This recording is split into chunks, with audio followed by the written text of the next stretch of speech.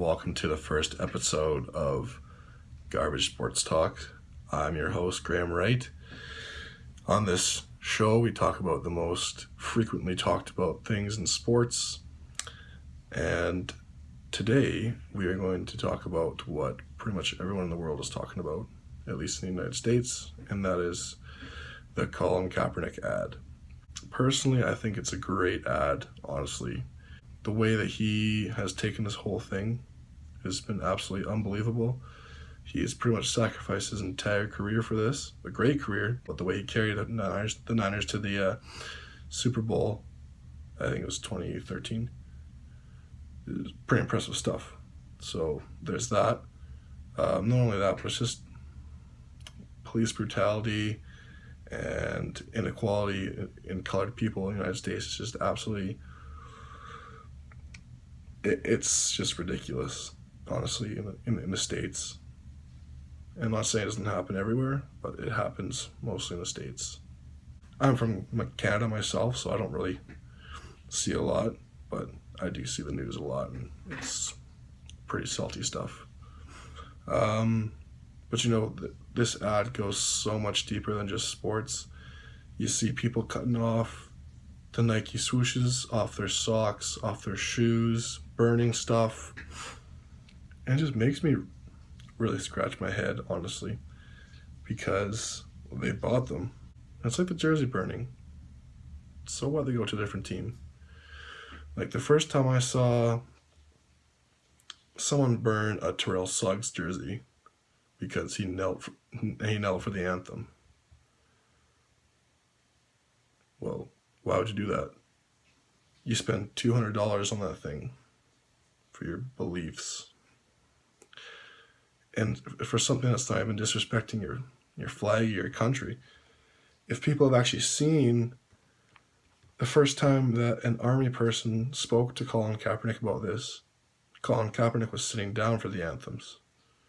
And a guy who had toured in overseas and who'd been in the Army for quite a while, he spoke with Colin, and he said, you know, people kneel for respect. Soldiers kneel in front of people's graves when they grieve. Maybe kneeling's a better thing to do. And he sat down with him. He had a good conversation with him, a real heart-to-heart conversation. And Colin listened to him. He started to kneel for the anthem after a former Army vet told him he should. That just shows me that, you know, people really don't know what's going on. People don't know the side of things. And especially when racism is involved, people react very quickly. And it's 99% of the time, it's not in a good way. And it's tough to see in the news, and it needs to be stopped. And it can't just be the way it is. Like, there's no way this should continue. There's no way that Colin Kaepernick should be unemployed right now. Like, he deserves this deal. People are saying he doesn't deserve this deal. He doesn't deserve that money. Do you know how much he gave up in NFL contracts to believe in what he believes in? To sacrifice everything? Literally, like, that's what the ad says, to sacrifice everything. It's crazy. And to think that people are saying he's undeserving? No, that's not right. That's not right at all. All right, so in other news, the Toronto Blue Jays. Wah, wah, wah. Of all the years that I've watched the Blue Jays, this has got to be one of the worst years I've ever seen. And I saw a lot of years where we were bottom of the barrel. Aaron Hill was our best player. Yep. John McDonald was our starting shortstop. Like, times weren't good. And then it started to get turned around. You know, they take Stroman. They take Sanchez. They trade for Donaldson. They have Edwin Encarnacion. They have Bautista, you know, coming into his prime late in his career, which no one really saw coming. They trade for Donaldson, obviously. And, you know, they bolster their bullpen. They get better starting rotation. And things really turn around. 2015, 2016, back-to-back ALCS. Royals in 15 Indians in 16. But let's just take a moment to talk about Bautista's bat flip in the ALDS in 2015. Come on, baby. I remember I was watching my basement with my dad. I have never seen anything quite like it. The atmosphere, the sound, the commentators. It was just pretty surreal. And it was nice to see Toronto getting something good happen to them. You know, after 92 and 93, no one really looked at us. No one really gave us a breath. That happens a lot in sports in Canada. The Raptors don't get looked at. The Jays don't really get looked at. You know, there's no NFL in Canada. The CFL is not really the best. You know, obviously the Leafs are big. But the Leafs are probably the most, you know, media central team, or one of them in North America. So Toronto doesn't really get a lot of, you know, good limelight. And for that to happen was just awesome. But we're past that now. You know, I think we finished with like 86 wins or something like that last year. Maybe 78. I think we were below 500 last year. And the way things, you know, turned out last year and this year, couldn't re-sign Edwin. You know, you offer him $20 million a year for 4 or 5 years to stay with the Jays, and he turned it down because he could think he got more money, and he should have gotten more money. But you know, he ends up signing with the Indians for the same amount, and the Blue Jays don't top that. Are you kidding me? Like Shapiro, Atkins, did they not see what Edwin's done for the Blue Jays? Have they not seen that? They couldn't afford to fork out $5 more million instead of paying Bautista $18 million to hit 203. Are you kidding me? It's ridiculous. In my opinion, they should have just scrapped Bautista. He plays 120 games, hits 203, 23 home runs, 50 or 70 RBIs, 92 runs scored. 92 runs is pretty impressive for a guy who hits 203, let's be honest. But still shouldn't have been there. Should have been Edwin there. Donaldson has a decent year in 2016. 2017 has another decent year. Got hot really late. But the way this year and how Donaldson was handled was pretty embarrassing for the Jays, I'd say. You know, he plays a little bit at start, hurts himself again. It's a calf injury. It's the calves, the legs. He beats himself up playing defense so much, puts so much into his swing. It's no wonder he gets hurt all the time now.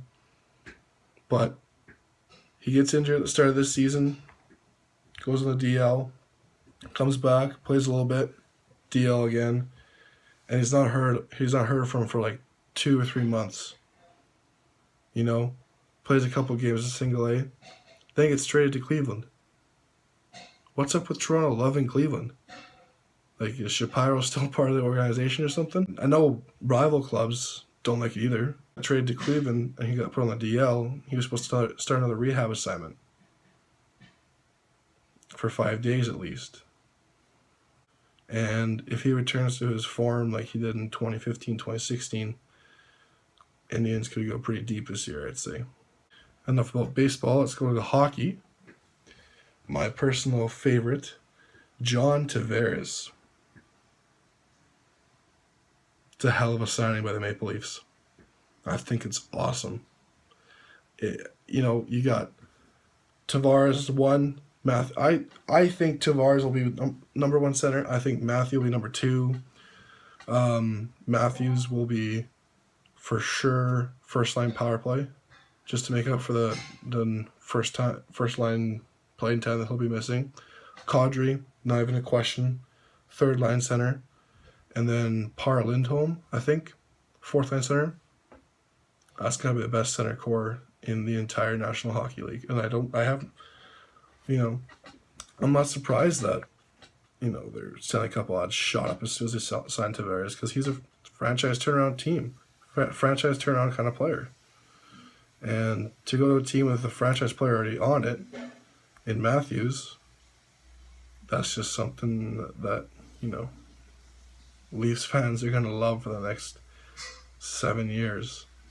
And with Dubas' promise to keep Nylander and Marner and Matthews all on the same team, they're gonna have to manage it, pretty closely. I think with that, I think Hyman's gone. I think Connor Brown's gone.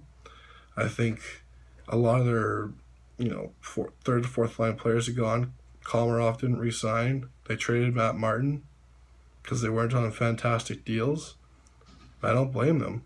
They got to keep Matthews, Nylander, and Marner around because that's what they promised to Tavares. But let's also talk about another thing, is that $15 million signing bonus for Tavares.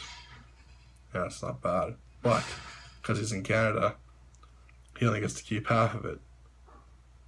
So you go from $15 million to $7.5 million pretty quick. I mean, $7.5 million, that's nothing, right? Still a lot, but it's pretty surprising that a player like John Tavares would turn down $7.5 million right away, right off the bat, just because he wanted to play for his childhood team. But if the Leafs want a chance at a late cup run, they're going to need to sign a defenseman. They're going to need to trade for a defenseman because Morgan Rielly is good. He's captain material, in my opinion. I think he would probably be the best bet to be the captain of the Maple Leafs. I think you give Tavares, Marner, and Matthews an A, my opinion. Maybe Patrick Marleau. They give Patrick Marleau and Marner, alternate captains. But to have Jake Gardiner as your second best defenseman, no, that's not going to work if you want a late cup run. You're going to have to sign a bona fide defenseman. You're going to have to trade for him. You're going to have to give up some kind of piece. That's why I think Hyman and Brown, they're going to be shipped off in a deal to another team to pick up a defenseman. I'm not sure, what kind of defenseman. Maybe trade him off for someone like Mark-Edward Vlasic. If you ship off Hyman, Brown, and a first rounder for Vlasic, because Vlasic's the most underrated defenseman in the entire league, without a question. And he's one of the elite defensemen too. He's severely overlooked because he plays in San Jose. No one sees them play because they're on West Coast time. It's as simple as that. You see Drew Doughty play because he's played in the Olympics. He's played in the Cup final. He's won 2 cups. He's won 2 gold medals. Well, Vlasic's won 2 gold medals too. He just hasn't he's been to the Cup final, but he just hasn't won it. That's the reason why he's not popular. He's not flashy. He's not anything. He's just a solid defenseman. Very solid defenseman. So I could see Hyman and Brown in a first rounder, maybe a second rounder, going to San Jose for Mark-Edward Vlasic, but that's the kind of defenseman that the Leafs need if they want to have a deep cup run. Like I remember last year, there was a rumor that the Leafs were trading Gardiner and Seabrook. No, Gardiner and a first rounder for Seabrook. Hell yeah. It's a good deal. You get a defenseman who's won 3 cups, 13 years of experience. It would be a good trade. They didn't pull it off, but I think it would have been a good trade, to be honest. Last thing we're going to talk about today is the NBA offseason. And what an offseason it was, for sure. DeAndre Jordan going to the Mavs is probably the least talked about thing, when it should be like one of the biggest things. Boogie going to the Warriors, LeBron going to the Lakers, pretty much everyone in the entire league signed with the Warriors now. Love getting an extension. I think Kevin Love was a great center in Minnesota, but he's nothing like that in Cleveland. And I don't think he should have gotten that much money. In my opinion, he's a solid player, but he's not worth that much for sure. Kawhi to the Raptors, no one saw that coming. Absolutely. Well, they saw Kawhi to the Raptors coming, but they didn't see DeRozan going back the other way, that's for sure. In my opinion, it should have been Kyle Lowry leaving. I think Kyle Lowry, Jakob Poeltl, and a first rounder, would benefit more for the Raptors. Obviously not as much, but let's say you give away Kyle Lowry and Pascal Siakam in a first instead. Siakam's going to be good. He's going to be a solid bench player, maybe even a starter. I feel like Kyle Lowry and Pascal Siakam in a first rounder would have been a lot better fit than sending DeRozan, but that's just my opinion. I'm not Messiah Ujiri. In my opinion, Kawhi the Raptors was good. They won the trade in every aspect, even though they gave away DeRozan. It just opens up so many options because Kawhi stays with the team after the year, and they're a contender for a long time. They trade Kawhi at the trade deadline. If the team is in fourth place or lower by the trade deadline, you trade Kawhi. If you're not first seed or second seed, maybe even third seed, you trade Kawhi. But first or second, you don't trade Kawhi because you still have a good chance of getting to the NBA Finals. But third or lower, you trade Kawhi. You get assets, you get young players, you get draft picks. DeRozan has his option in 2 years. My opinion, again, DeRozan should re-sign with the Raptors after he opts out. That's just the special thing about trading for Kawhi. Because if you can keep Kawhi and then re-sign DeRozan, let Lowry go, that would be probably the best option. Because Lowry's probably gone in the next couple of years. Either he's going to retire, he's going to get traded, or he's going to sign somewhere else. But if you also trade Kawhi for assets and draft picks and young players, and they develop it to be stars, you re-sign DeRozan again. That's just the best of both worlds. And if the Raptors make a trip to the NBA Finals, perfect. First trip they've ever had. And this is a kind of move that Masai Ujiri had to make. Yes, DeRozan was great. He was my favorite player on the Raptors by far. But 3 years in a row, you lose to the Cavaliers. 3. And the last time you got swept, when you were the first seed. That shouldn't happen. That should never happen. You should never get swept by a team who finishes 8th. Yes, I understand LeBron James is on the team, and he is the best player that basketball has ever seen. That's another conversation that we'll have another time. But there's no way the Raptors should have got swept by the Cavs. Absolutely no question. That'll be it for this first episode of Garbage Sports Talks. If you like this, obviously subscribe to the channel, like the video, share with your friends, and we'll see you in the next episode.